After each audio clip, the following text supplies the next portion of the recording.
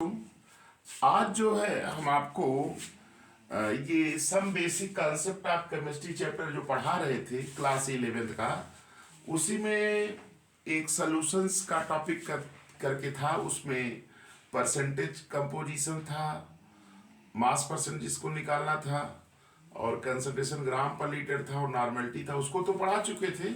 आज हम इस लेक्चर के माध्यम से ये तीनों टॉपिक पढ़ा देंगे, तो वो पूरा टॉपिक क्या होगा, कंप्लीट हो जाएगा। तो ये जो टॉपिक हम आपको पढ़ाएंगे आज इन्हीं तीन टॉपिक की चर्चा करेंगे जो क्लास 11th की एनसीईआरटी में फर्स्ट चैप्टर में ये तीनों टॉपिक मेंशन है। तो आप इसको ध्यान से देखिए और आपको समझ में जरूर आएगा। तो चलिए हम कंटिन्यू करते हैं। पहला टॉपिक आज हम आपको बताते हैं मोलरिटी क्या होती है। मोलरिटी ध्यान से देखिएगा, ये टॉपिक कंप्लीट हो जाएगा तब उसको बताएंगे। मोलरिटी क्या होती है भाई, तो डिफिनीशन आप देख लीजिए कि सबसे पहला ये मोलरिटी जो होती है इसको कैपिटल एम से डिनोट करते हैं। और इसको डिफाइन कैसे करते हैं, मोलरिटी इज इक्वल टू होता क्या है, number of moles of solute, याद रखिएगा, number of moles of solute upon volume of solution in litre. Volume of solution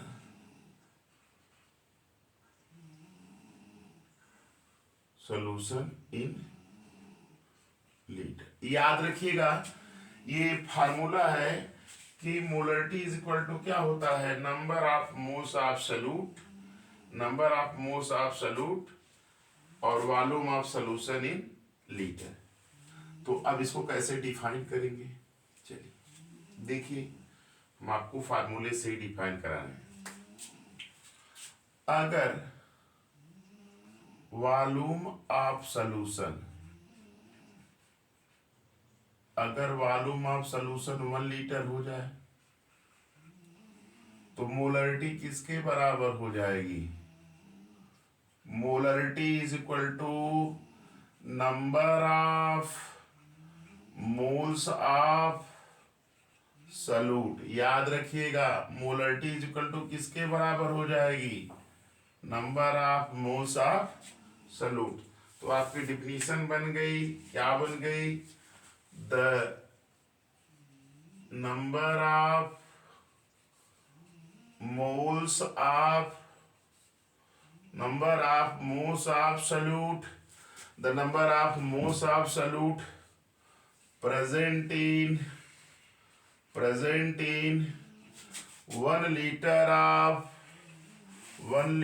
of solution is called molarity. याद रखिएगा, डिफिनीशन आपको याद हो गई होगी। मोलरिटी इज इक्वल टू क्या होता है, number of moles of solute, volume of solution in litre. Volume of solution को 1 लीटर कर दीजिए तो डिफिनीशन खुद बन जाएगी, molarity is equal to number of moles of solute के बराबर हो जाएगा। तो डिफिनीशन आपकी बन गई, the number of moles of solute present in 1 litre of solution is called molarity of solution, या मोलरिटी भी कह सकते हैं। तो ये डिफिनीशन जो है आप इसको आप याद कर लीजिएगा। डिफिनीशन आपके सामने है, आप इसको बना लेंगे और इसको कर लेंगे। तो फार्मूला आपका ये और बना दे रहे हैं इसके आगे, देखिए molarity is equal to number of moles W by into volume of solution in litre, ये हो जाएगा। तो इसको आप कह सकते हैं molarity is equal to W by MB into volume in ml into 1000। ये आपका फार्मूला हो गया। इसी फार्मूले से आपके न्यूमेरिकल्स सॉल्व हो जाएंगे। आपके 11th के एनसीईआरटी में इतना ही दिया हुआ है। कुछ और हम बता दे रहे हैं एक्स्ट्रा में, इससे ध्यान दीजिएगा। चलिए तो अब देखिए, इसको ये नोट कर लीजिएगा मोलरिटी। अब आगे इसी को बताते हैं थोड़ा सा और मोलरिटी के विषय में। याद रखिएगा एक क्वेश्चन ऑब्जेक्टिव आता है, ये टेम्परेचर पे डिपेंड करता है मोलरिटी, क्योंकि इसमें मालूम है तो ये डिपेंड करता है, ये टेम्परेचर डिपेंडेंट होता है, ऑब्जेक्टिव में पूछा जा सकता है। अब देखिए दूसरा फार्मूला देखिए मोलरिटी का, कि अगर कंसंट्रेशन ग्राम पर लीटर ये गिवन हो, ये क्या हो, गिवन हो, और मोलरिटी निकालना हो, तो फार्मूला कौन सा लगेगा भाई? फार्मूला आपका ये लगेगा, क्या? Concentration gram per litre is equal to molarity into molecular mass. ये फार्मूला लगेगा, इससे आप निकाल सकते हैं मोलरिटी को। मोलरिटी इसमें डिवाइड कर देंगे मॉलिक्यूलर मास से, है ना। Concentration gram per litre, molarity बराबर इसको इधर कर देंगे तो मोलरिटी आ जाएगी। अच्छा, दूसरे के बाद तीसरा फार्मूला आपका क्या आ जाएगा? जैसे देखिए तीसरा फार्मूला आपका क्या बन सकता है, जैसे एक सोल्यूशन ए है और एक बी है, टाइट्रेशन वाला है। अगर इसका N1 नोन हो, V1 नोन हो, इसका V2 नोन हो और N2 निकालना हो, तो इसके लिए होगा ये, सॉरी वहां पे N1 हम नॉर्मलिटी का बताने लगे। देखिए मोलरिटी पढ़ा ना, जैसे नॉर्मल, जैसे यहाँ पे N1 ना कह के बेटा हम इसको M1 कर दे रहे हैं, क्योंकि नॉर्मलिटी वाले जैसा ही रिलेशन है ना, तो ये आपको M2 निकालना हो, है ना। तो अब फार्मूला आपका हो जाएगा M1 V1 is equal to M2 V2, एकदम नॉर्मलिटी जैसा ही सब है बेटा, M1 V1 M2 V2, है ना। और फोर्थ फार्मूला आपका बेटा ये हो जाएगा molarity of mixture, molarity of mixture.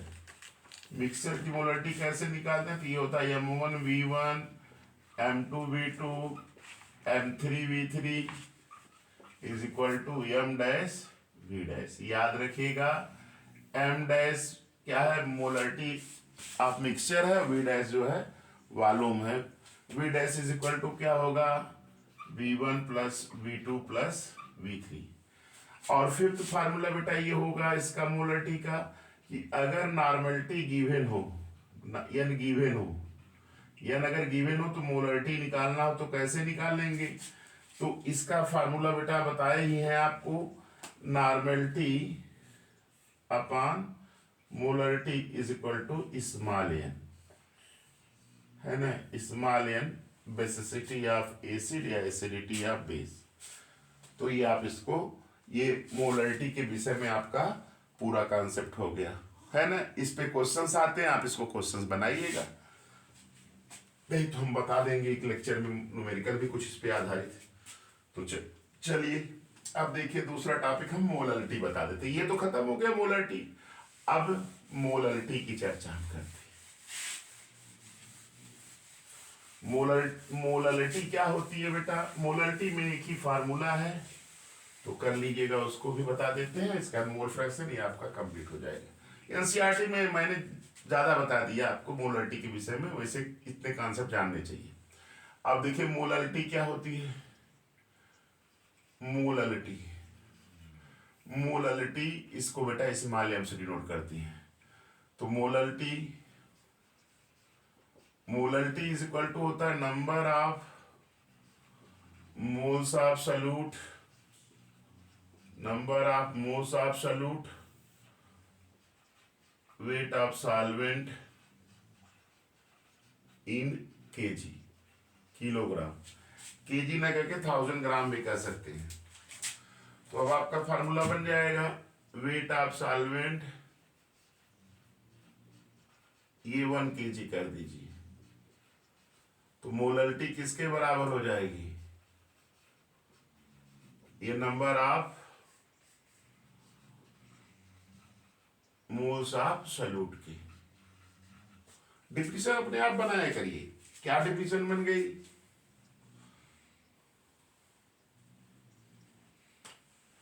Definition बन गई the number of moles of solute, the number of moles of solute present in 1 kilogram of solvent, याद रखिएगा 1 kilogram of solvent, the number of moles of solute present in 1 kilogram of solvent is called molarity. Molarity molarity की definition बन गई ना, number of moles of solute present in 1 kilogram of solvent, 1 kilogram of solvent is called molarity. चलिए अब इसको formula इसका बना लीजिए, मोलरिटी इज इक्वल टू क्या हो जाएगा,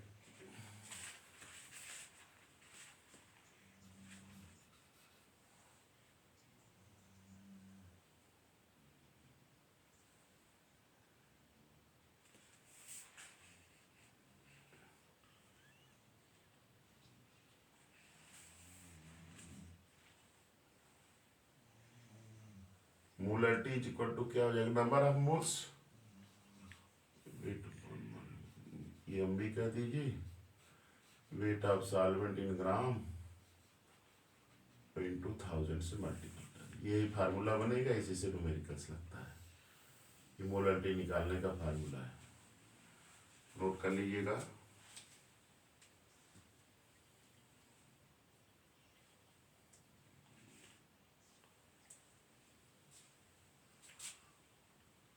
मास दिया रहेगा, मॉलिक्यूलर मास ऑफ सॉल्यूट दिया रहेगा, wait of solvent in kilogram दिया रहेगा, वो निकाल लेंगे। चलिए अब लास्ट टॉपिक आपका मोल फ्रैक्शन बता देते हैं, मोल फ्रैक्शन बता देंगे तो कंप्लीट हो जाएगा आपका। मोल फ्रैक्शन हम समझा दे रहे एकदम सिंपल वे में, आपको समझ में आ जाएगा। चलिए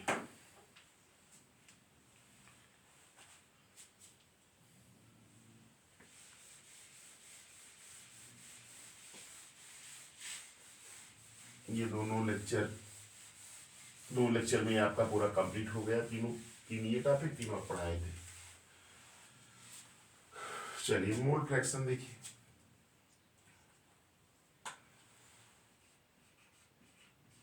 मोल फ्रैक्शन देखिए बेटा, फार्मूले से मैं इसको डिफाइन करता हूं, समझ में आ जाएगा। लेट, देखिए फार्मूला इसका बना दे रहे हैं, let mole of solute is equal to small n, mole of solvent is equal to capital N। तो टोटल मोल क्या हो जाएगा, total mole of solution, solute solute मिलाएंगे सोल्यूशन बनेगा ना, small n plus capital N हो जाएगा कि नहीं। तो अब डिफिनीशन, जैसे अगर कोई पूछ दे मोल फ्रैक्शन ऑफ सॉल्यूट, तो ये होगा सॉल्यूट का मोल स्मॉल n है, total mole of solution small n plus capital N। और कोई पूछ दे मोल फ्रैक्शन ऑफ सॉल्वेंट,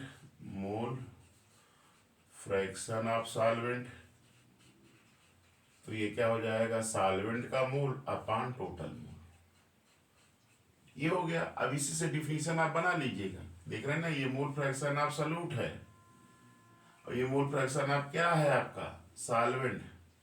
तो डिफिनीशन आपकी बन गई क्या, the ratio of mole of one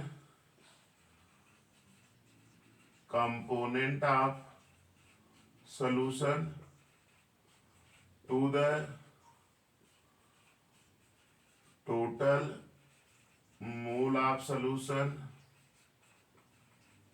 is called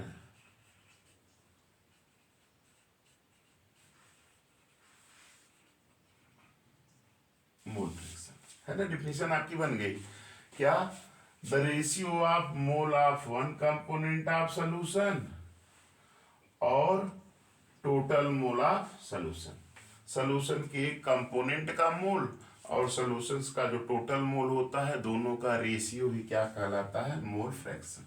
जैसे देख लीजिए formula, mole fraction of solute का मोल, ये टोटल मोल ऑफ सोल्यूशन, दोनों का ratio, mole fraction of solute कहलाएगा। Mole fraction of solvent, solvent का मोल अपॉन टोटल मोल, तो ये दोनों का रेशियो क्या कहलाएगा, मोल फ्रैक्शन ऑफ सॉल्वेंट। तो डिफिनीशन आपकी बन गई, the ratio of mole of one component of solution to the total mole of solution is called mole fraction. तो इस तरह से इतना ही दिया हुआ है आपके एनसीईआरटी में। इस तरह से इस लेक्चर में आपके ये तीनों टॉपिक कंप्लीट हो गए। तो आप ये लेक्चर देखिए और आप लोग अपने फ्रेंड के साथ शेयर भी करिए। एकदम सिंपल वे में मैंने इसको समझाया है, आप अपने फ्रेंड के साथ शेयर करिए। आप मेरे चैनल को लाइक करिए, सब्सक्राइब करिए। थैंक्स।